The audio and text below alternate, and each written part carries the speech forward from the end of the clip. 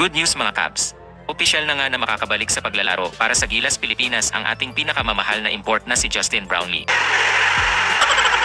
Ngunit kailan naman kaya ito babalik para sa Hinebra? Ayan nga ang pag-uusapan natin mga Cavs, pero bago yan consider subscribing to our YouTube channel mga Cavs for more Hinebra content. Nakakuha na nga ng clearance si Justin Noity mula sa FIBA upang makalaro para sa parating na FIBA window ngayong buwan. Ito nga ay matapos niyang iserve ang provisional o voluntary 3-month suspension mula nang lumabas ang resulta ng kanyang positive anti-doping test. Dahil nga dito ay naging mas magaan at hindi naging mahaba ang supposed suspension ng ating naturalized player. Good decision SBP and Boss Al.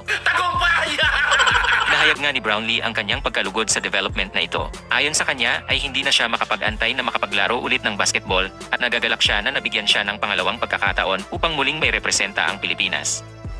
Habang si Coach Tim Cone naman ay natutuwa na nakabalik na si JB na hindi magkakaroon ng problema sa chemistry sa team at ibig sabihin daw nito ay maaari nang simulan ang paghahanda para sa parating na FIBA window. Ngunit, ang tanong naman ngayon mga Cavs ng ating mga kabarangay ay kailan nga ba makakabalik sa paglalaro as import si Brownlee para sa Hinebra? Well, base sa kalendar ngayon ng PBA mga Cavs ay mukhang malabo na ito this season dahil ayon nga sa available resources online at announcement before ay meron lamang dalawang kumperensya ang ongoing 48 season at ito nga ay ang patapos ng Commissioner's Cup at ang parating na Philippine Cup. At dahil may FIBA Olympic qualifiers nga na magaganap sa July, ay mukhang next Import Leaden Conference sa 49th season na nga ito makakabalik na maaaring maganap bago matapos ang 2024 or early next year depende kung kailan magsisimula ang unang conference at kung ito ay all Filipino o hindi.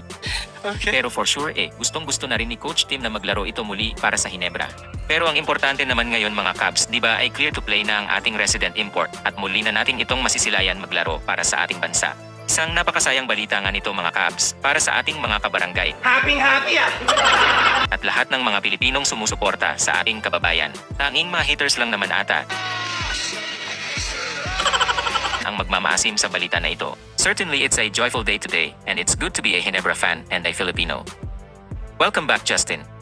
Express your joy and excitement naman mga Cavs tungkol sa napakagandang balitang ito dayan sa comment section at atin yang ipi-feature at isha-shout out next video. Heto pala ang ating mga kabarangay na nag-comment sa last video.